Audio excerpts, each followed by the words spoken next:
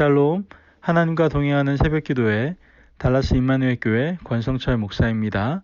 오늘도 하나님과 동행하며 풍성함을 누리시는 저와 여러분 되시길 축복합니다. 오늘 말씀은 마가복음 4장 35절에서 41절까지의 말씀입니다. 그날 저물 때에 제자들에게 이르시되 우리가 저편으로 건너가자 하시니 그들이 무리를 떠나 예수를 배에 계신 그대로 모시고 가매 다른 배들도 함께하더니 큰 광풍이 일어나며 물결이 배에 부딪혀 들어와 배에 가득하게 되었더라. 예수께서는 고물에서 베개를 베고 주무시더니 제자들이 깨우며 이르되 선생님이여 우리가 죽게 된 것을 돌보지 아니하시나이까 하니 예수께서 깨어 바람을 꾸짖으시며 바다더러 이르시되 잠잠하라 고요하라 하시니 바람이 그치고 아주 잔잔하여 지더라. 이에 제자들에게 이르시되 어찌하여 이렇게 무서워하느냐 너희가 어찌 믿음이 없느냐 하시니 그들이 심히 두려워하여 서로 말하되 그가 누구이기에 바람과 바다도 순종하는가 하였더라. 아멘. 하나님의 말씀입니다.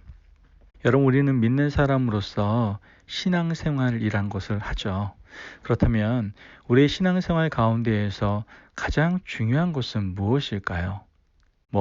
물어보다 많아 신앙생활은 바로 주님과 동행하는 것이 가장 중요할 것입니다. 신앙생활이라고 한다면 주님을 만나서 이제 주님과 함께 남은 생을 함께 살아가는 것, 이것을 신앙생활이라고 우리는 생각할 수 있죠. 여러분, 우리는 주님과 함께하면 할수록 그분이 어떠한 분이신지에 대해서 알게 되고 더욱더 알아갈수록 놀랄 수밖에 없다라는 것을 우리는 깨닫게 됩니다. 오늘 본문 말씀에 나와 있는 제자들처럼 말이죠.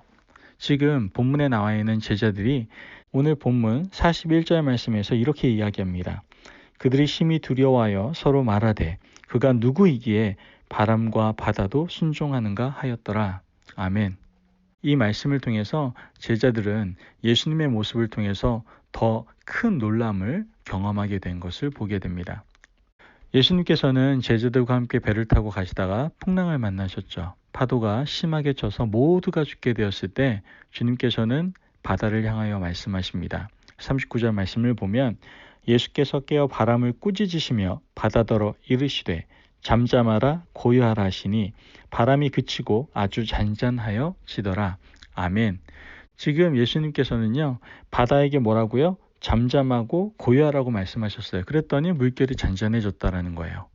이러한 광경을 보고 제자들은 굉장히 놀랐습니다. 아마도 예수님께서 이런 분이라고까지는 생각하지 못했던 것 같아요. 처음 예수님을 만났을 때 제자들은 그저 예수님이 조금 유명한 분이거나 선지자 중에 하나라고 생각했겠죠. 그러나 예수님과 동행한 3년 반이라는 시간 동안 이 제자들은 썩어서 냄새나는 시체를 살리시고 안진뱅이와 소경을 고치시며 무화과나무를 마르게 하시는 주님을 경험하게 되잖아요. 이러한 놀라운 경험들을 계속하면서 제자들은 주님에 대해 알면 알수록 감탄하고 놀랄 수밖에 없었다는 것이죠. 아까 읽은 말씀 41절 말씀에 제자들은 뭐라고 얘기합니까? 그들이 심히 두려워하며 라고 얘기합니다. 자, 그렇다면 제자들이 두려워한 이유가 무엇일까요? 바로 주님의 능력이 너무나도 크고 말씀의 권위가 너무나도 놀라웠기 때문에 그렇다라는 거예요.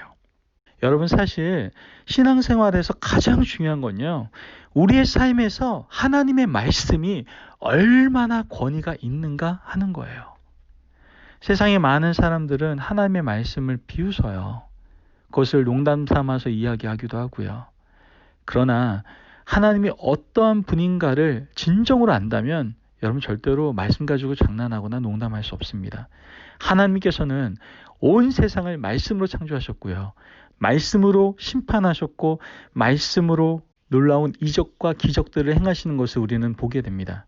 여러분, 하나님의 말씀의 권위는요, 정말 놀라운 거예요.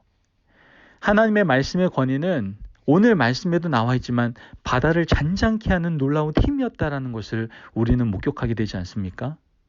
그런데 중요한 거는 많은 사람들이 그 권위를 인정하지 않으려고 한다는 것이죠. 심지어 그리스도인들조차도 그렇습니다. 여러분, 가정에서 자녀가 부모에게 순종하지 않고, 사회에서 국가의 권위자에게 순종하지 않고, 교회에서 하나님께 세우신 질서에 순종하지 않는 것, 여러분, 이 모든 것은 하나님께 순종하지 않는 겁니다.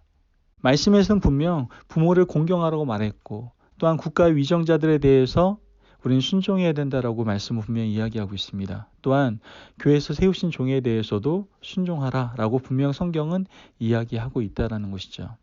여러분, 이와 같이 신앙에서 가장 중요한 것은 바로 우리의 삶에 하나님의 말씀의 권위가 바로 서 있느냐, 이것이 굉장히 중요하다라는 거예요. 그렇지 않으면 여러분, 우리의 신앙은요, 곁길로 빠질 수밖에 없다라는 거예요. 여러분, 우리의 삶에서 하나님의 말씀은 얼마나 권위를 가지고 있다라고 생각하십니까? 저와 여러분의 삶에서 말이죠. 여러분, 하나님의 말씀의 권위가 떨어지면 우리의 가치관의 변화가 오기 시작하게 돼요. 여러분과 저의 머릿속의 정보는요, 거의 80% 이상이 거짓된 정보의 경우가 많습니다. 하나님의 말씀의 권위가 없다면 우리의 가치관은 세속적으로 흐를 수밖에 없다라는 것이죠. 다시 한번 말씀드릴까요? 내가 말씀의 권위 아래 바로 서 있지 않으면 우리는 세상의 권위 아래 서게 된다라는 것을 우리는 기억해야 된다라는 거예요. 그 세상의 권위 아래에서 우리는 세속적인 가치관을 가지고 그러한 삶을 살아갈 수밖에 없다라는 것이죠. 여러분, 사단이 넣어놓은 거짓된 것들은 참 매력적이고 달콤합니다. 하나님은 돈을 사랑하는 자는 그것으로 만족함이 없다고 하셨고요. 세속적인 가치관을 가지고 사는 것이 얼마나 허망한지를 분명히 말씀하셨습니다.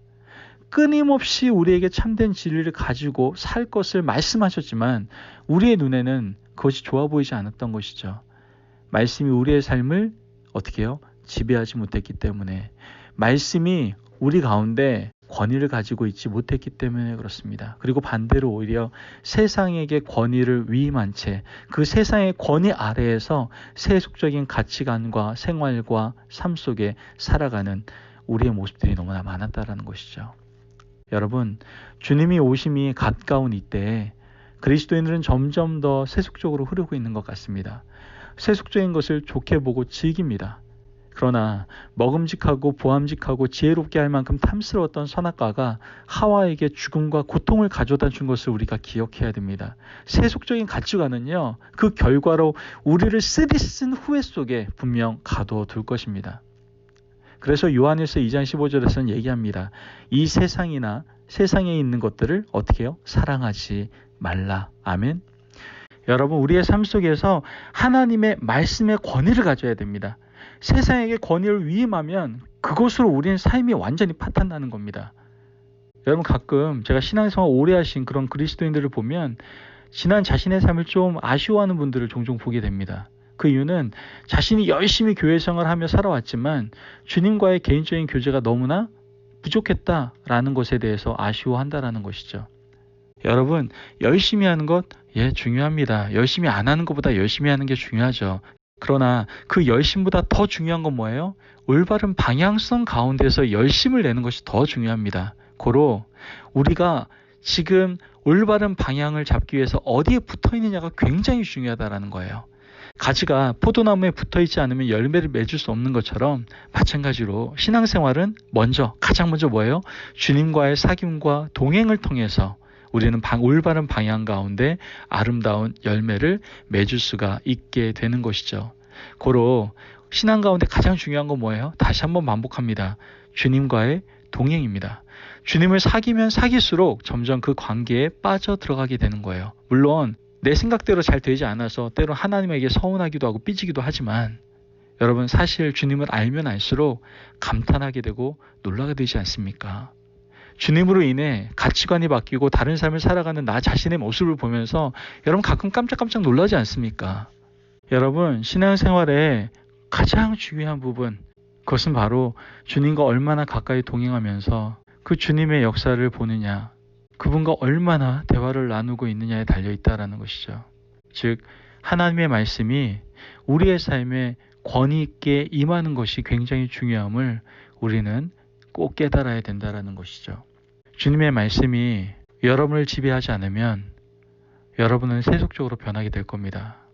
결혼이나 가정, 교육, 사업, 교회 활동 등에 있어서 영적인 가치관이 무너지고 세속적인 가치관이 저와 여러분을 지배하게 될 것입니다. 여러분, 우리 각자 우리 스스로를 점검하는 시간을 갖기를 원합니다. 과연 우리가 주님과 얼마나 대화하고 있고 주님께 가까이 있으며 그분의 말씀이 내 가정과 내 삶에 얼마나 권위를 가지고 있는가? 과연 우리는 하늘나라가 있는 사람처럼 살아가고 있는가? 우리는 곧 주님 앞에 서서 우리의 삶을 계산하게 될 것입니다. 여러분, 늘 하나님과 동행하며 하나님과 대화하며 즉 하나님의 말씀의 권위를 가지고 살아감으로 하나님의 인도와 하나님의 보호하심과 하나님의 역사와 능력을 우리가 경험하고 목격하며 살아갈 수 있는 저와 여러분 되시기를 주님의 이름으로 축복합니다. 기도하겠습니다. 사랑이 많으신 하나님 감사합니다. 오늘도 우리에게 귀한 말씀을 주시고 신앙생활 가운데 가장 중요한 것을 깨닫게 하시니 감사를 드립니다. 하나님, 열심 중요합니다. 그러나 그 열심보다 더 중요한 것은 올바른 방향 또한 우리의 마음가짐임을 주님께 고백합니다. 하나님, 먼저 우리가 주님과 동행하기를 원합니다. 주님과 대화하기를 원합니다. 더 나아가 주님의 말씀의 권위 아래에서 그것을 믿고 담대히 살아가기를 원합니다. 하나님, 우리의 삶 속에서 하나님의 말씀의 권위가 나타남으로 말미암아 늘 우리가 하나님을 찬양하고 하나님께 영광 돌릴 수 있는 삶을 저희들이 살아갈 수 있도록 도와주시옵소서. 감사하며 예수님의 이름으로 기도합니다. 아멘. 오늘도 하나님과 동행하며 풍성함을 누리시는 저와 여러분 되시기를 주님의 이름으로 축복합니다. 여러분, 오늘도 신앙생활에서 가장 중요한 주님과의 동행, 주님과의 대화, 주님의 말씀의 권위를 나의 삶 가운데 두십시오. 그러면 그 권위가 우리를 다스리시고 우리가 하나님의 사람으로 온전케 살아갈 수 있도록 인도하실 줄을 믿습니다. 말씀 안에 승리하십시오.